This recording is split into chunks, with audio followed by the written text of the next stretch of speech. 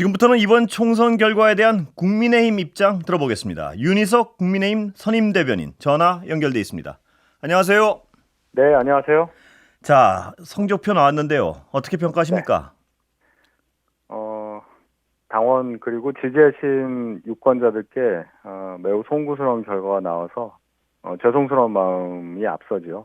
네. 예. 당 내부 분위기 어떤가요, 요새? 뭐 좋을 리가 있겠습니까? 예. 저희가 이런 성적표를 받아들고 비대위원장께서도 물러나신 마당이기 때문에 당 수습에 이제 진력하고자 하는 그런 분위기입니다.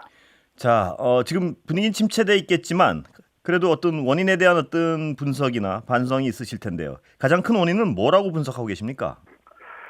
정권 3년 차, 임기 시작하고 한 2년 정도 된 시점에 치러지는 총선이기 때문에 아무래도 정권 운영 2년간에 대한 평가를 할 수밖에 없는 총선이었다고 생각합니다. 그런 어떤 구도를 저희가 앞으로 더 잘하겠다는 기대를 드림으로써 깨트렸어야 했는데 그 부분에서 차질이 있었던 그런 총선이었다고 생각합니다. 지금 말씀에 약간의 대답이 있는 것 같기도 한데요. 하여튼 이 책임론이 불거질 수밖에 없는데 한동훈 위원장은 어제 오롯이 내 책임이라고 했고요. 그런데 네. 대통령 책임이다. 처음부터 끝까지 용산 책임이다. 이런 뭐 논리도 당연히 있습니다. 어느 쪽을 생각하십니까? 정부와 여당이 한 몸과 같기 때문에 그 둘을 나눠서 어느 쪽에 뭐 더 책임이 있다 이런 식으로 분리해서 얘기하는 것은 논리적으로 맞지 않다고 생각합니다. 결국은 당을 책임진 입장에서 한동훈 비대위원장이 본인의 책임이라고 얘기를 한 것이고요. 또 정부를 이끈 용산 대통령실 입장에서도 어느 정도 책임을 느낄 수 있는 사안이라고 봅니다.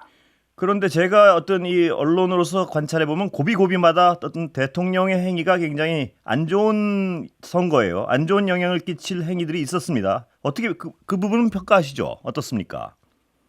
그런 부분이 총선 결과에 영향을 미쳤을 수 있습니다. 거기에 대해서 당에서도 선거 과정에서 지적한 부분이 있었고요. 이 모든 것이 다 합쳐져서 총선 결과로 나온 거니까 굳이 여기서 어느 쪽에 책임이 더 있다, 없다 이것을 나누는 것은 의미가 없다고 생각을 합니다. 예, 당에 계시니까 다음 주에 대통령 입장 발표가 있으신 건가요? 아니면 어떻게 좀 들으신 게 있습니까? 그런 설이 있어서요. 예. 저도 뭐 언론 보도를 통해서 봤는데요. 다음 주에 대통령께서 직접 발언하시는 그런 기회가 있을 걸로 전해 들었고 분명히 그런 상황이 있을 거라 기대합니다. 예, 기대하시는군요. 네. 예, 그러니까 확실하게 어떤 그 내부적으로 들으신 거는 없군요, 아직까지는. 예, 제가 뭐 과문할 수도 있으니까요. 예, 예. 예. 자, 야당에서는 연일 영수회담, 대표회담, 뭐 제의가 있는데 어떻게 보십니까? 가능합니까? 지금? 제가 개인적으로 볼 때, 그동안 이재명 민주당 대표에 대해서 용산 대통령실에서, 소위 말하는 그 회담, 하지 않는 이유를 설명을 했었습니다.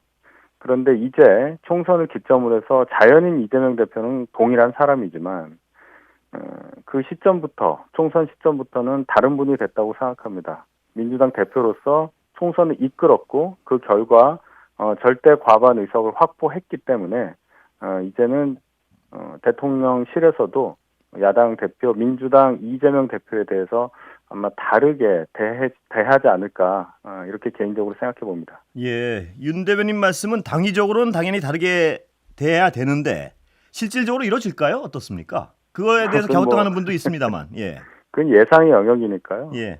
아마 대통령실에서 합리적인 판단을 하실 거라고 믿습니다. 예를 들어 당에서 적극 건의한다든가 해야 된다고 이럴 가능성은 없습니까? 혹시? 당에서 그것을 건의를 한다. 뭐 그럴 수도 있겠지만은 먼저 그것은 대화의 주체가 될 수 있는 쪽에서 결정하는 것이 먼저라고 저는 봅니다. 예, 자, 내각 총사퇴 얘기까지 나오는데요. 총리 사퇴 네, 네. 진행됩니까? 어디까지 진행될까요? 뭐 추정의 영역이겠지만요, 이것도. 예. 여당이 이렇게 총선에서 패배한 적이 없습니다. 그렇기 때문에 이런 경우 수수책이라는 것은 결국 인적 구성을 바꾸면서 책임을 지고 또 새로운 인선을 함으로써 앞으로에 대한 기대치를 국민께 드리는 것이 가장 최선 아니겠습니까? 그런 차원에서 내각이든 또 용산 대통령실이든 개편이 있을 거라고 생각을 하고 이미 언론 보도를 통해서도 많은 부분이 공개됐다고 저는 봅니다. 예. 그런데 막상 어떤 인사청문회에 대한 부담감 이런 것 때문에 거대 야당을 맡고 있는 상황에서 쉽지 않다. 총리만 해도 벌써 쉽지 않을 것 같은데요. 어떻게 보세요?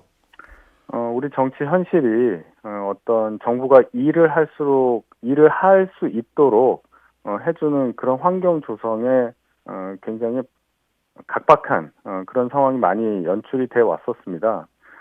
적어도 내각 구성에 있어서만큼은 정부가 일을 할 수 있을 정도로 지원을 해줘야 하는 것이 국회의 어느 정도의 책임이라고 볼 수도 있는데 이번에는 의석수를 가지고 그 인선 과정에서 정부가 일을 하는데 적어도 좀 장애물을 놓는 그런 국회가 되지를 않기를 바랍니다. 총리 추천권을 아예 야당에 줘버린다. 뭐 이런 얘기까지 하는 분도 있습니다만 가능합니까? 그건 너무 과한 얘기라고 봅니다. 예. 총리를 그러면 제청하는 것을 야당이 한다는 건데 글쎄요.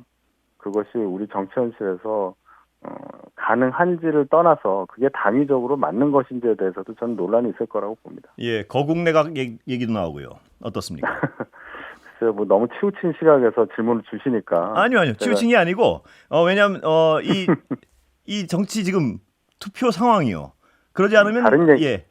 다른 얘기 다른 얘기도 여쭤볼까요? 나와요. 다른 얘기도 그렇습니까? 나오니까요. 예. 지금 거국내각 얘기를 하는 것은 예. 그럼 대통령의 탈당을 전제로 하는 얘기예요. 그렇죠? 뭐, 그게 빠져 있습니다. 지금 질문하시는 것에 대해서. 예. 예. 그러니까 탈당 논리적으로 맞지가 않아요. 예, 탈당 가능성까지 말하는 분들이 있어서요. 제가 여쭤봤습니다. 그럼 그 말씀을 먼저 하셨어야죠. 예. 탈당 가능성 있습니까, 그럼? 예. 그건 제가 답변할 수 없는 부분이죠. 예. 자, 민정수석실 부활 가능성 어떻게 보십니까? 민정수석실을 설치를 안 한 이유가 있지 않겠습니까? 예. 민정수석실은 뭐 과거에 뭐 사정수석 비서관하고 같이 있을 정도로 사정 기능에 많이 치우친 그런 느낌을 국민들께서 받고 또 그것이 정치적으로 이용됐다는 차원에서 이번 윤석열 정부에서는 그걸 설치를 안 하겠다 이렇게 공약을 했었습니다. 그런데 민정이라는 말의 뜻을 오롯이 생각을 해본다면 국민들의 여론을 정확하게 전달하는 기능도 있기 때문에 그런 차원에서 민정수석실의 기능이 필요하다. 그것이 지금 굉장히 약화되어 있다는 그런 평가에 따른다면 민정수석실을 다시 설치하는 것도 고려될 수 있는 부분이라고 봅니다. 예. 지금 다시 민심을 얻기 위해서 국민의힘이 가장 어떤 총력을 기울여야 될 부분은 어느 부분인가요? 보시기에. 총선에서 패배를 하긴 했지만 그래도 정부 운영과 함께하는 여당입니다. 여당의 지금 지도 체제가 흔들리고 있는 상황이고 국민들께서도 그 부분을 우려 섞인 시선으로 보시기 때문에 일단은 여당의 지도 체제를 확립을 하고 앞으로의 22대 국회에서 어떻게 국회 운영을 하겠다 이것을 국민들께 전달하는 그런 작업이 먼저라고 봅니다. 예, 아까 그 인선 문제 관련해 가지고 여쭤보다 말았는데요. 비서실장에 김한길 위원장 얘기가 나오는 게 맞습니까? 혹시 들으신 거 있습니까? 저도 뭐 언론 보도 정도 접했습니다. 예, 총리 후보로는 뭐 누구 알고 계세요? 뭐 여러 분 얘기가 나오더라고요. 예. 뭐 예를 들어서 뭐 김부겸 민주당 선대위원장 이름까지 나오는 걸로 들었는데 예, 어쨌든 야당과의 협력 관계 구축이 우선이라고 본다면 야당에서도 거부감을 갖지 않고 또 야당과의 대화도 원활하게 진행할 수 있는 분이 총리로 지명되는 상황이 가장 바람직스럽지 않을까.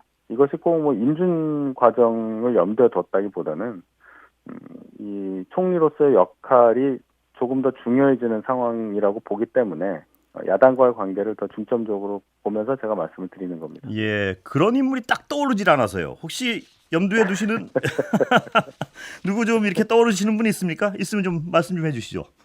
질문을 너무 맵게 하셔가지고. 아니요, 전혀 그렇지 않습니다. 이거 정말 궁금해서 여쭤보는 겁니다. 예. 전 뭐 당 대변인에 불과하기 때문에 예. 그 정도 얘기하기에는 제가 뭐 아는 게 없고요. 예. 그런 자격도 안 된다고 생각합니다. 네. 알겠습니다. 저 한동훈 비대위원장의 어떤 정치적 역량 어떻게 평가하십니까? 지금 일단은 사퇴를 했는데요. 예. 한동훈 비대위원장이 장관을 하다가 바로 이 정치권으로 들어와서 비대위원장부터 시작한 그런 한 107일 정도의 기간이었습니다. 그 기간 동안에 여당의 대표로서 총선을 치렀고요. 그 과정을 제가 옆에서 지켜봤는데 정치적인 역량은 누구도 책 잡을 수 없을 만큼 잘 발휘했던 그런 100일 넘는 기간이었다고 저는 봅니다. 예. 그럼 정치권으로의 컴백은 기정사실인가요? 보시기에도? 본인이 그렇게 얘기를 했습니다. 예. 공공선을 위한 활동을 계속하겠다.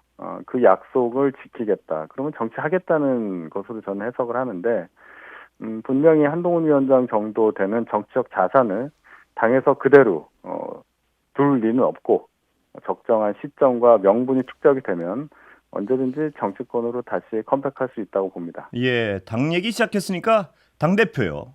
어느 네. 분들 뭐 언론 보도엔 뭐 여러분들이 나오던데 어떻습니까? 네. 앞으로 예상이. 안철수 의원은 나오시는 건가요? 오늘 일단 지금은이라고 표현을 해서 어떻게 보십니까? 해석의 영역이라서 이것도.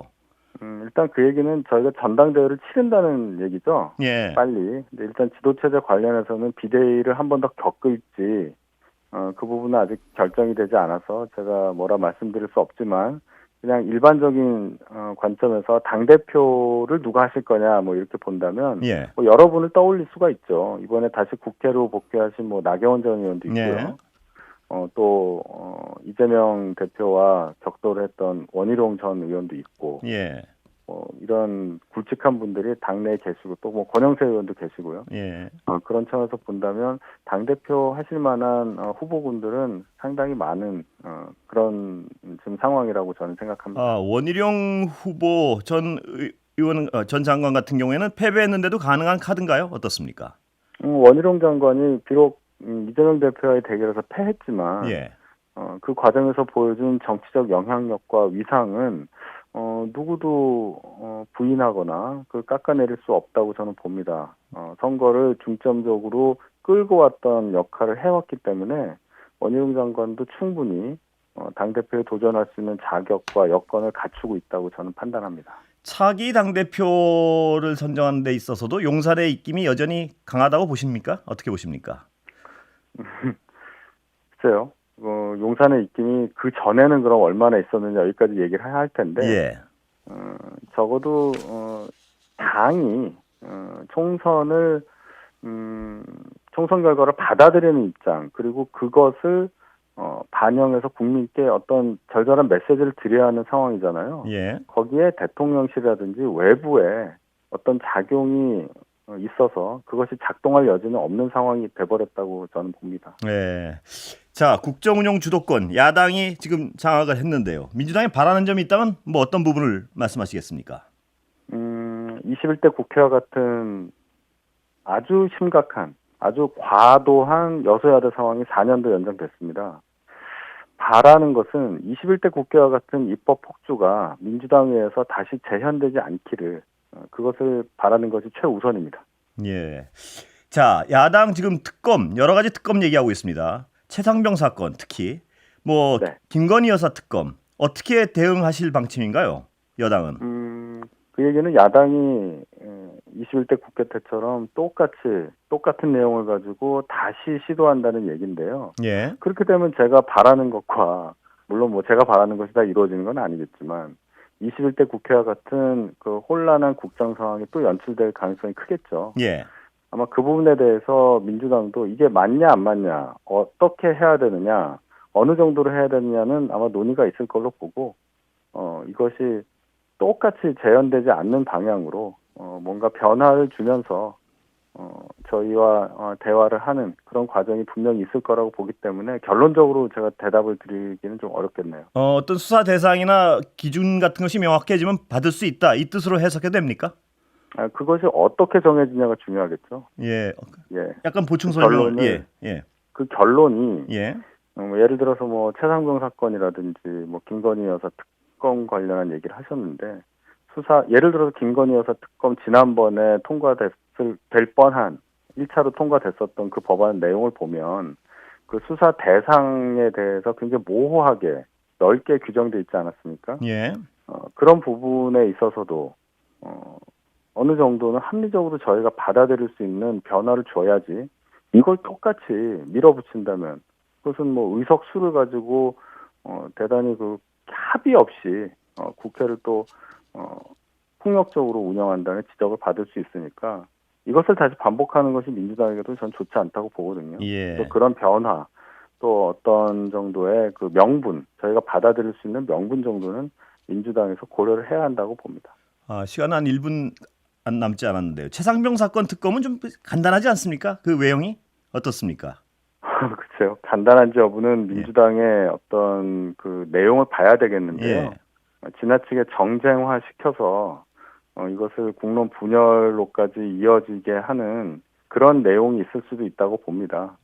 이건 뭐 여야 협상 과정에서 나와야 되겠지만은 어찌되었건 22대 국회가 21대와 같은 상황이 반복되지 않아야 한다는 대전제 하에 이 상황도 논의가 돼야 한다고 저는 생각합니다. 예, 오늘 말씀 여기까지 듣겠습니다. 감사합니다.